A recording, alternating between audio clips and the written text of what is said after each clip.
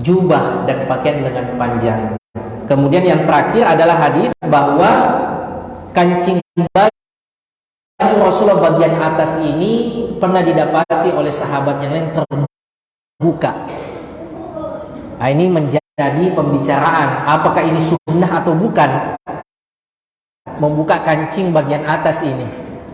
Iya, ulama kita mengatakan iya, yang sunnah justru dipakai, itu yang lebih afdol. Adapun dalam kondisi tertentu bisa untuk dibuka, bisa karena panas atau kondisi yang lainnya. Jamaah sekalian yang dimuliakan Allah Subhanahu wa taala, kita memasuki hadis selanjutnya. Iya.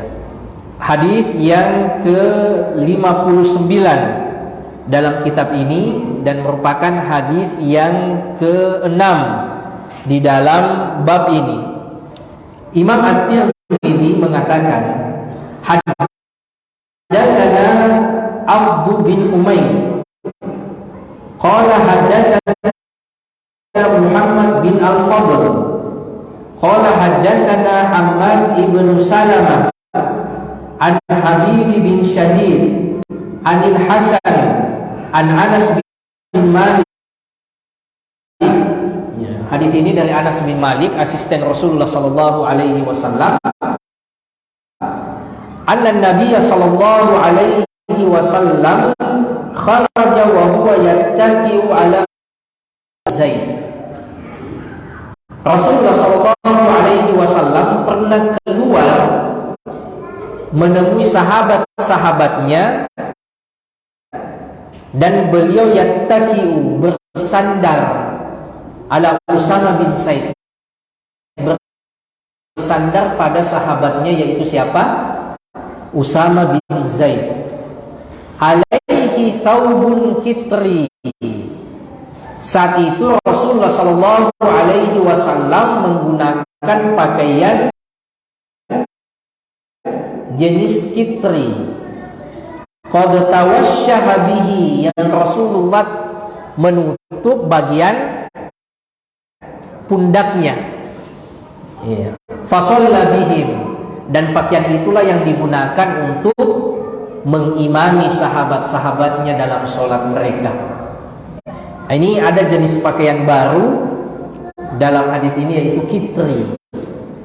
Ya, kalau kemarin jenis gamis, thawb, ini dalam hadis ini ada informasi yaitu Rasulullah saat itu menggunakan jenis pakaian kitri. Ini akan kita jelaskan. Wa qala Abdul bin Umayr qala Muhammad bin Fadl sa'alani Yahya bin Ma'in. Terkait dengan hadis ini ada kisahnya dari perawinya yaitu Muhammad bin Fadl. Sa'alani Yahya bin Ma'in.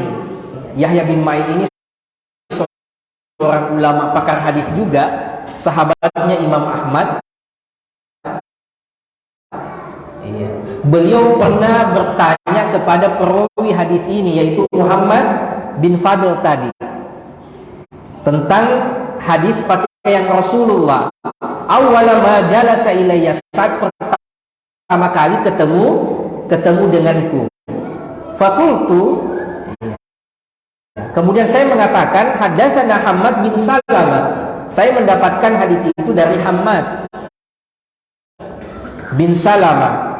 Faqala law kana min kitabik, sekiranya engkau membacakan hadis itu untukku dari apa yang engkau tulis, bukan dari hafalanmu, supaya lebih valid. Fakuntu li ukhrija kitabi, kemudian saya berdiri untuk mengambil bukuku, kitabku. Faqabada ala thawbi, kemudian ia memegangku dan melarangku dan mengatakan,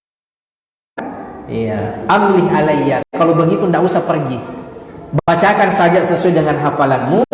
Fa inni akhafu alla alqab, jangan sampai kalau kau pergi ambil buku nanti saya tidak jadi dapat hadis itu, nanti ada ada apa-apa, ya apakah saya meninggal atau engkau meninggal atau ada apa-apa sehingga saya tidak jadi mendapatkan satu hadis itu. Qala fa amlaituhu alaihi, maka saya pun membacakan hadis tersebut kepada Yahya bin Ma'in. Iya. Lalu akhraj kitab. Setelah saya membaca ternyata masih ada waktu, maka saya pun tetap mengambil buku itu, faqara'tu alaihi, dan tetap saya bacakan juga hadis tersebut. Ini ada beberapa pelajaran jamaah sekalian pada hadis ini, yaitu Nabi SAW pernah keluar menemui sahabatnya dalam keadaan beliau bersandar kepada sahabatnya yang bernama Usama bin Zaid. Ini tokoh yang sudah sering kita bahas. Usama bin Zaid ini adalah putra dari putra angkat Rasulullah Sallallahu Alaihi Wasallam.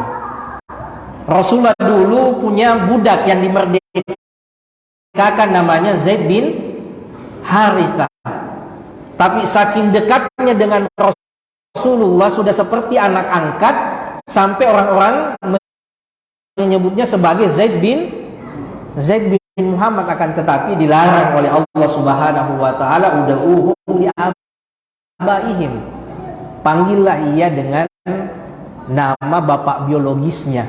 Ini tidak boleh disandarkan seseorang itu kepada yang bukan bapak biologisnya, meskipun dia yang pelihara dari sejak kecil sampai besar, nasabnya itu tidak boleh disandarkan kepada yang bukan bapak. Rasulullah, orang-orang sudah terkenal memanggil Zaid ini dengan Zaid bin Muhammad, tapi ditegur, panggil dengan nama bapak aslinya, Zaid bin Harithah. Zaid bin Harithah ini saking disukainya, disayanginya oleh Rasulullah, sampai ia digelar sebagai Hubbin Nabi atau Habibin Nabi, orang yang dicintai. Ya, Habib itu mahbub, orang yang dicintai, orang yang dicintai oleh Rasulullah Sallallahu Alaihi Wasallam. Anaknya pun menjadi orang yang sangat dekat sekali dengan Rasulullah. Yeah. Makanya anaknya ini digelar juga Hibbin Nabi. Yeah. Orang yang dicintai dari putra yang orang yang dicintai. Yeah. Rasulullah Sallallahu Alaihi Wasallam biasa menimang Hasan, menimang juga Usama bin Zaid waktu masih kecil. Padahal Usama bin Zaid ini kulitnya kulit negro, jamaah sekalian. Tidak ada hubungan darah dengan Rasulullah. Kulitnya kulit hitam dari ibunya, Ummu Aiman. Tetapi Rasulullah mengatakan, ya Allah, saya cintai anak ini, maka cintailah juga. Ya, kalau orang bicara tentang anti rasa, bahkan kepada orang negro ini, anak negro ini, Rasulullah mengatakan, saya mencintainya ya Allah. Saat Rasulullah menaklukkan Mekah, Fathu Mekah, yang Rasulullah pilih untuk sholat di Ka'bah bersama dengan Rasulullah justru Bilal, bukan sahabat yang kaya raya, bukan sahabat yang terhormat seperti Abu Bakar, tetapi seperti Bilal yang dari Afrika, yang bukan Arab asli. Ini menunjukkan jamaah sekalian bahwa warna kulit, strata sosial tidak dibeda-bedakan di hadapan Allah Subhanahu wa taala. Allah tidak pernah mengukur kita dari itu semua, tetapi yang membedakan kita adalah ketakwaan kita. Nah, ini karena saking dekatnya Rasulullah dengan Usama bin Zaid, maka Rasulullah pernah bersandar padanya. Nah, ini menunjukkan saking dekatnya. Lalu saat itu jamaah sekalian, alaihi thawbun kitri. Di waktu yang sama Rasulullah menggunakan pakaian jenis kitri. Pakaian kitri ini jamaah sekalian adalah pakaian dari Yaman. Laha khututun muqallamah. kain dari Yaman atau pakaian dari Yaman yang tidak polos. Dan ini menunjukkan jamaah sekalian, lagi-lagi pakaian Rasulullah Sallallahu Alaihi Wasallam juga bervariasi, variatif. Ya, bukan cuma model jubah orang Mekah dan orang Madinah saat itu, tetapi Rasulullah juga menggunakan pakaian orang Yaman karena dihadiahkan kepada beliau. Dan tidak polos warnanya, ya memiliki motif. Ya, sebagaimana pakaian kita, ya, kadang ada yang memiliki motif, tidak harus polos. Apalagi misalnya kayak batik atau kemeja. Ya, ini Rasulullah Sallallahu Alaihi Wasallam juga menggunakan pakaian yang bermotif. Qad tawasyaha bihi, yang kemudian Rasulullah gunakan untuk menutup pundaknya. Ya, karena ini diantara adab orang sholat jamaah sekalian, yaitu jangan kita sholat dalam keadaan pundak terbuka. Betul ia bukan aurat, tetapi diantara adab dalam sholat harus menutup pundak kita. Makanya pada saat kita umroh itu kan sunnahnya pada saat kita tawaf itu ittiba, membuka pundak bagian kanan, ya, kemudian menutup bagian kiri setelah tawaf. Itu kan kita sholat. Di antara tuntunannya kalau umroh itu harus ditutup dulu sebelum kita sholat, jangan dibiarkan tetap terbuka. Dan itulah yang dilakukan oleh Rasulullah Sallallahu Alaihi Wasallam. Ya, jangan kita sholat dalam keadaan ya di pundak ini tidak tertutup apa-apa. Ya. Kemudian jamaah sekalian, fasalla bihim, dengan pakaian bermotif itu Rasulullah Sallallahu Alaihi Wasallam gunakan menjadi imam bagi sahabat-sahabatnya. Tetap sholat dengan motif itu. Ya. Beda dengan pertanyaannya Adi pekan lalu. Ya, ada kadang pakaian yang membuat orang susah untuk khusyuk. Ya. Bukan cuma motif saja, ada mungkin gambar orangnya atau kata-katanya. Akhirnya orang sholat sambil baca kata-katanya. Ya, tidak khusyuk sholatnya. Ya, kalau sekedar motif, ini tentu tidak mengapa. Ya, tetapi sebaiknya hindari ya, pakaian-pakaian yang bisa mengganggu orang sholat atau mengganggu kekhusyuan orang sholat. Ya, jangan sampai orang sholat sambil membaca ya, atau sambil memperhatikan apa yang ada di pakaian kita. Jamaah sekalian yang dimuliakan Allah Subhanahu wa taala, terkait kisah perawi tadi, Muhammad bin Fadl ini yang meriwayatkan hadis ini pernah didatangi oleh ahli hadis kenamaan Yahya bin Ma'in. Ya. Yahya bin Ma'in yang merupakan sahabat dekat Imam Ahmad, Imam Jarh wa Ta'dil. Imamnya, pemimpinnya para ulama yang menilai kualitas rawi. Apakah pantas dipuji atau harus diceritakan keburukan-keburukannya sebagai bentuk kualitas dirinya. Karena di dalam studi ilmu hadis itu ada namanya jarh wa ta'dil. Setiap perawi itu harus diceritakan apa adanya. Kalau pernah didapat mencuri harus disampaikan. Kalau pernah didapat berdusta harus diceritakan, karena ini berkaitan dengan hadis yang ia akan riwayatkan.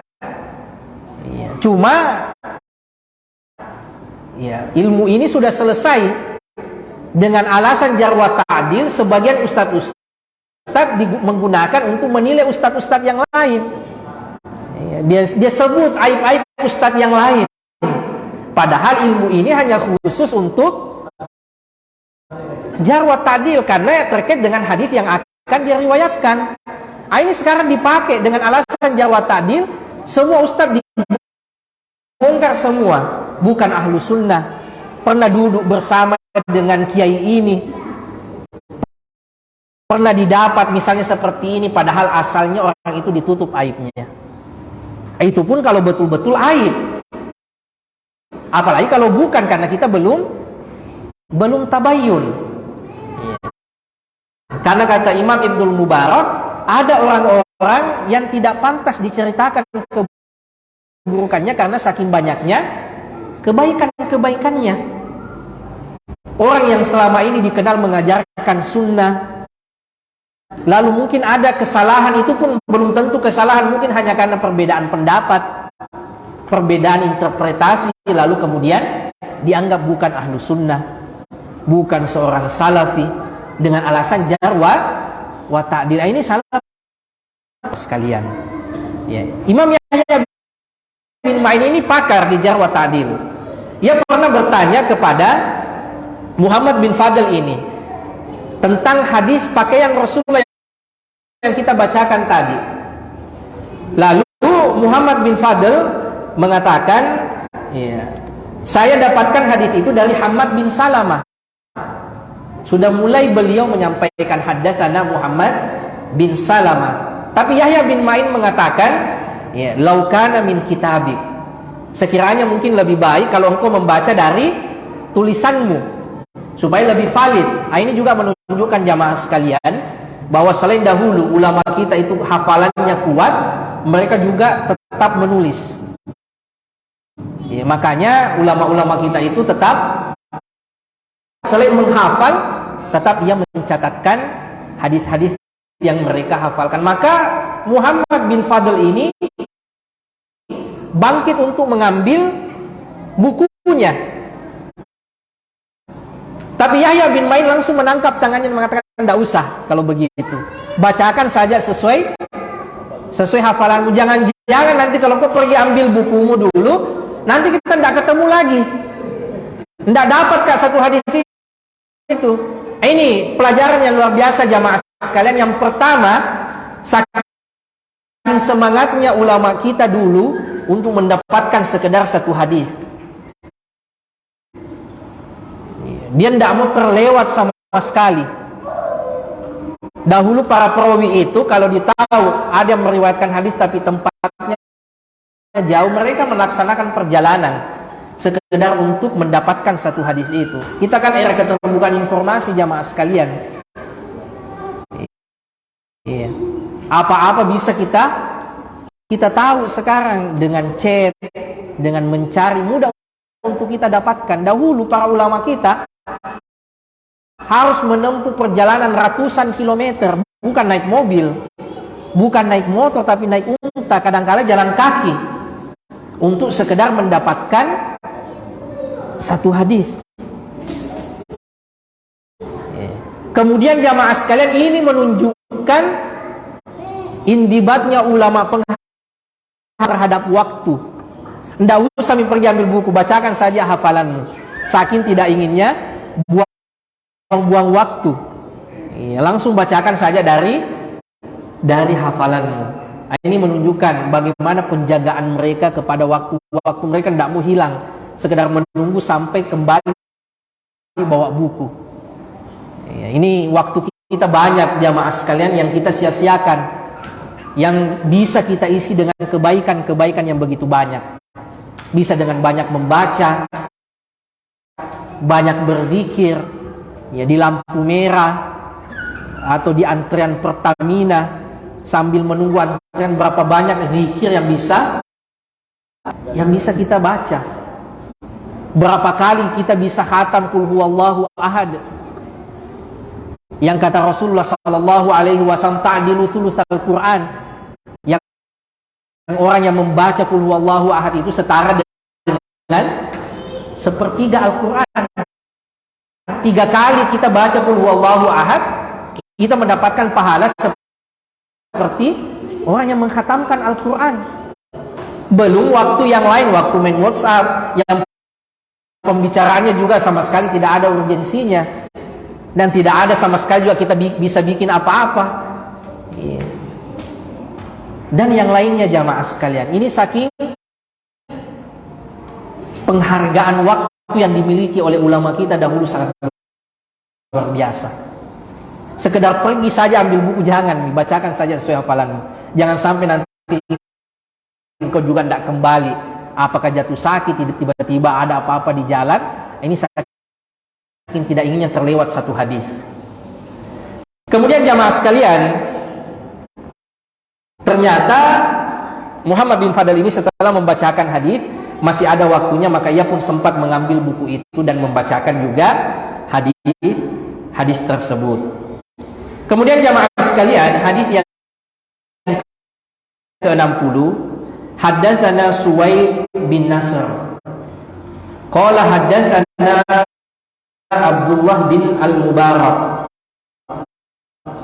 an Sa'id bin Iyas Al-Jurairi an Abi Nadrah an Abi Sa'idin Al-Khudri, dari sahabat Rasulullah sallallahu alaihi wasallam, Abu Sa'id Al-Khudri. Qala kana Rasulullah sallallahu alaihi wasallam, dahulu Rasulullah sallallahu alaihi wasallam itu idza istajadda thawban sammahu bi ismi. Kalau Rasulullah punya baju baru, punya pakaian baru, maka Rasulullah memberikan nama. Kemudian imamah bukan cuma baju saja, bahkan kalau Rasulullah punya imamah, apa itu? Surban, kalau kita mungkin songkok atau qamis, itu Rasulullah kasih nama. Auridaan, atau kain bagian atas, selendang. Tsumma yaqul, dan Rasulullah sallallahu alaihi wasallam berdoa kalau mendapatkan baju baru. Apa doanya? Allahumma lakal hamdu kama kasautani. Ya Allah, segala puji untukmu, kama kasautani, sebagaimana engkau memakaikanku, mengaruniakanku baju yang saya pakai ini. As'aluka khairahu wa khaira ma suni'a lahu. Dan saya meminta kepadamu ya Allah kebaikan yang ada pada baju ini dan kebaikan yang karenanya dibuat. Wa a'udzubika min syarrihi, dan saya berlindung dari keburukan baju ini. Wa syarri ma suni'a lahu, dan keburukan dari apa yang dibuat untuknya. Nah, ini doa kalau menggunakan baju, terutama baju baru jamaah sekalian. Yang pertama, pelajaran dari hadis ini bahwa Rasulullah sallallahu alaihi wasallam setiap mendapatkan baju baru, istajadda thawban, beliau memberikan nama, sammahu bi ismi. Rasulullah memberikan nama. Dan ini kebiasaannya Rasulullah, bukan cuma manusia saja yang dikasih nama. Sampai pakaiannya pun Rasulullah kasih nama. Hewan-hewannya Rasulullah juga semuanya rata-rata ada namanya. Untanya, ada beberapa, koswa, kemudian keledainya, ufair, bigolnya. Siapa namanya? Masih ada yang ingat namanya? Siapa? Duldul. Ada namanya jamaah sekalian. Untanya bernama Qaswa. Pedangnya Rasulullah itu ada namanya juga. Ini untuk optimisme, memberikan harapan yang baik. Kalau Rasulullah ketemu dengan nama yang baik, Rasulullah senang. Ini sudah kita bahas di Sirah Nabawiyah. Rasulullah waktu dikejar oleh preman-preman Quraisy sampai di Bani Aslam, kata Rasulullah kepada Abu Bakar, selamat, kita sudah sampai di kampung yang namanya Aslam, artinya selamat. Saat Rasulullah diskusi dengan orang Quraisy, lagi nego dengan orang Quraisy, mentok sudah 5 utusan, semuanya gagal.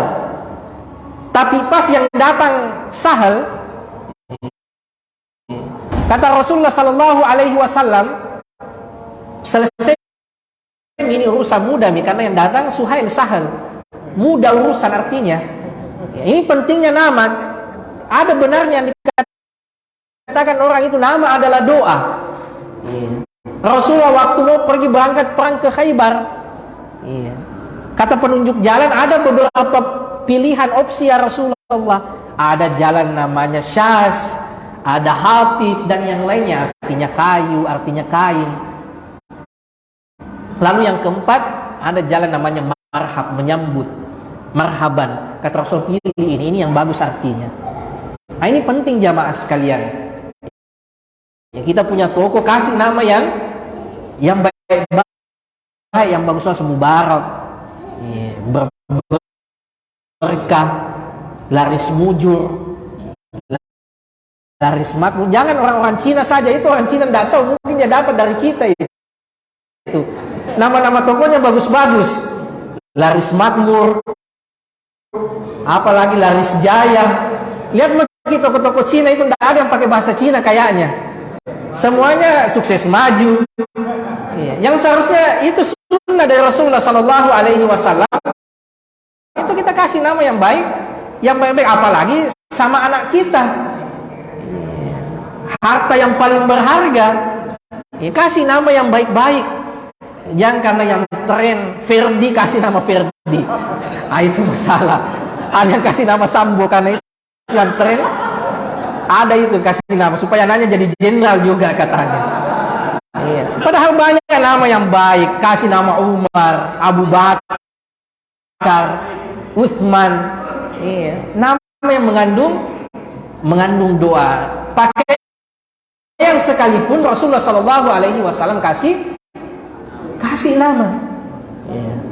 Kemudian jamaah sekalian, kata ulama kita, selain memberikan nama, maksudnya sammahu adalah menyebut nama Allah tatkala memakainya, atau berdoa tatkala memakainya. Bukan sekadar karena senang dapat baju baru atau baru beli baju baru, lupa kita baca doa. Kita minimal dengan membaca bismillah, ataukah membaca dengan doa tadi. Allahumma lakal hamd, ya Allah, segala puji untuk mukamaka sautani, sebagaimana engkau mengaruniakanku pakaian ini. As'aluka khairahu, saya meminta kebaikan yang ada pada pakaian ini. Wa khaira ma suni'alahu, dan kebaikan yang dengannya ia dibuat. Wa a'udzu bika min syarrihi, dan saya berlindung dari keburukan pakaian ini, dan keburukan wa syarri ma suni'alahu, dan keburukan yang karenanya pakaian ini dibuat. Karena pakaian ini karunia yang luar biasa jamaah sekalian. Berapa banyak manfaat yang kita bisa dapatkan dari pakaian ini, yang sebelum kita berterima kasih, kita misalnya mendapatkan hadiah pakaian, kita kan biasanya hanya berterima kasih kepada sesama manusia, tapi kita lupa bersyukur kepada Allah Subhanahu wa taala. Padahal ini juga adalah karunia Allah Subhanahu wa taala.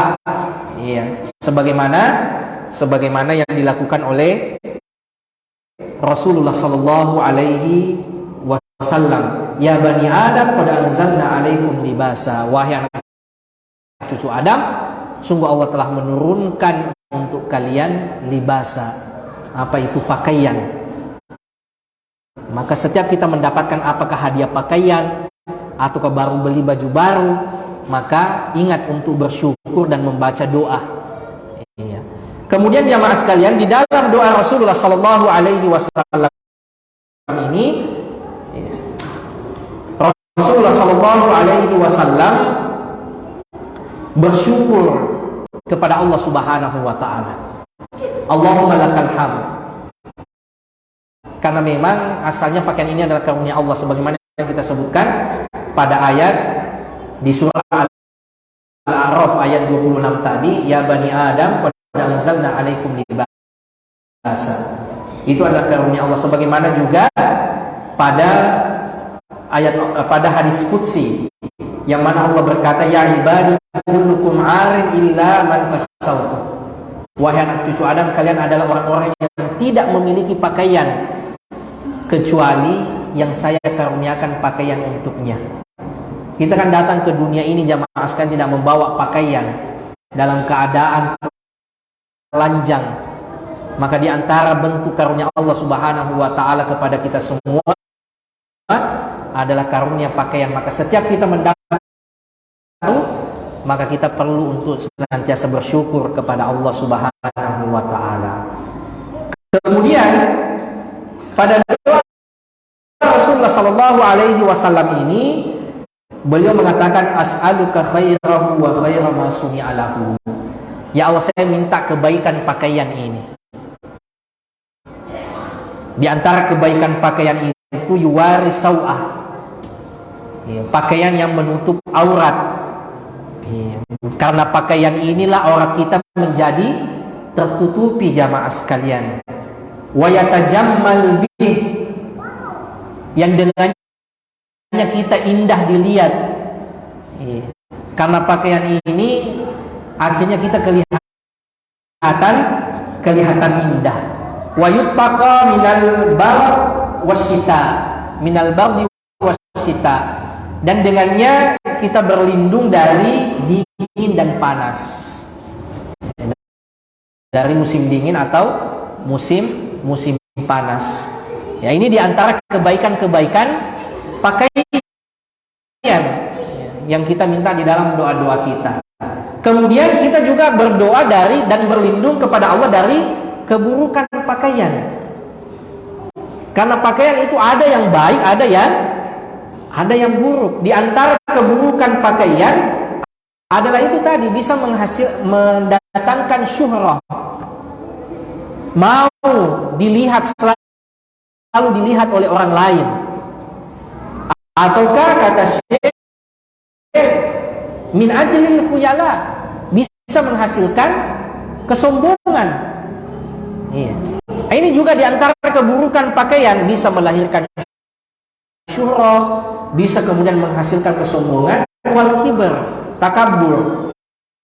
Maka diantara pakaian kita kadang ada gambar yang tidak boleh. Atau kata Syekh, pakaian yang melewati mata kaki, tahtal ka'bain. Nah, ini juga diantara keburukan pakaian. Apalagi pakaian yang nyata-nyata memperlihatkan aurat. Itu Rasulullah berdoa jamaah sekalian. Makanya Syekh mengatakan, falau anna man ubtuliya bil isbal mathalan au bi ghairihi minal umur al muharramah allati tata'allaq bil libas yatafakkar fi hadha du'a. Sekiranya orang-orang yang masih melanggar dari segi pakaian mau mentadaburi, mau memikirkan doanya Rasulullah sallallahu alaihi wasallam ini, maka mereka akan meninggalkan itu. Rasulullah sallallahu alaihi wasallam itu berdoa jamaah sekalian agar dihindarkan dari pakaian yang buruk. Berapa banyak orang berdosa gara-gara pakaian jamaah sekalian.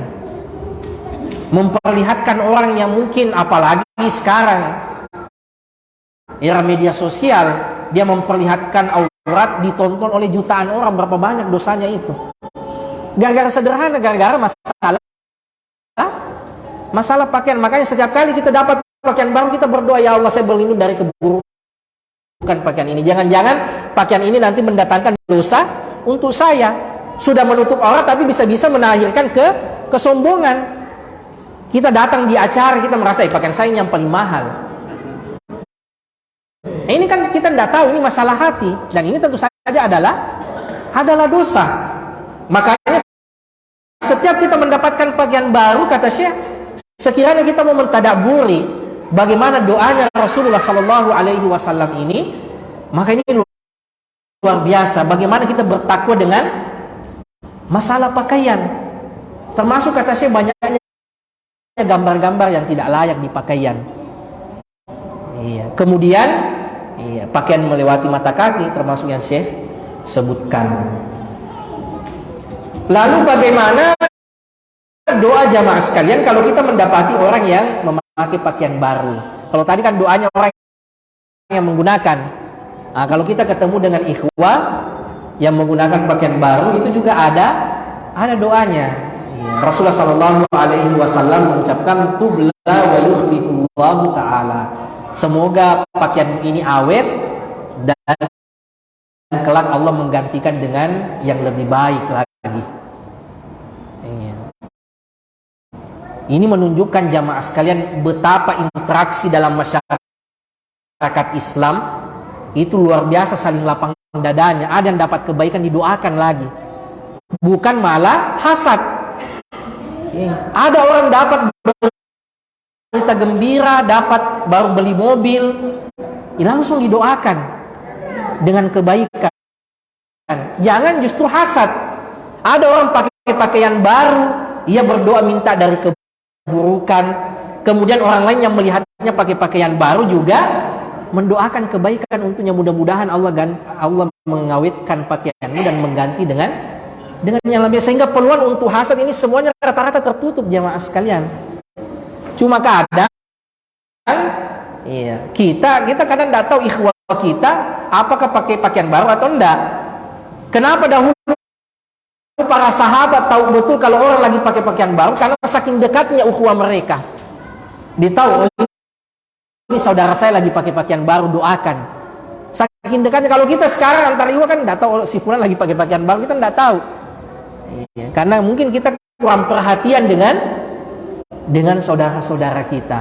Ya, ini jamaah sekalian, dan diantara doa yang lain, kalau kita mendapati saudara kita memakai pakaian baru, ilbas jadidan, wa'ish kariman, wa mut syahidan.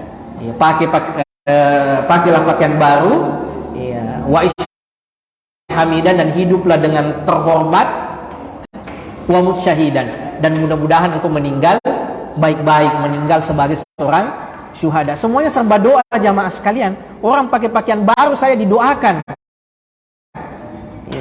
Sehingga peluang untuk hasad, peluang untuk iri, itu hilang. Makanya kata ulama kita, kalau kita hasad, ini kan potensi hasad besar sekali. Justru pada saat kita hasad, maka berbuat baiklah kepada orang yang padanya kita hasad. Kalau kita cemburu sama ikhwah baru beli mobil, bawakan kilang sat, atau kita yang buatkan kionde-onde, buatkan pisang goreng, supaya hasad itu hilang. Semakin kita hasad pada orang, semakin kita harus berbuat baik pada orang tersebut, minimal dengan mendoakannya tadi. Saya kira ini ikhwah sekalian, dua hadis yang sempat kita baca pada kesempatan ini. Insya Allah masih ada beberapa hadis tentang pakaian Rasulullah Sallallahu Alaihi Wasallam, termasuk warna kesukaan Rasulullah Sallallahu Alaihi Wasallam. Mudah-mudahan kita bisa bahas pekan depan insya Allah Taala. Wassallallahu ala nabiyina Muhammad wa ala alihi wa sahbihi wasallam. Wa akhiru da'wana anil hamdulillahi rabbil alamin. Wassalamualaikum warahmatullahi wabarakatuh.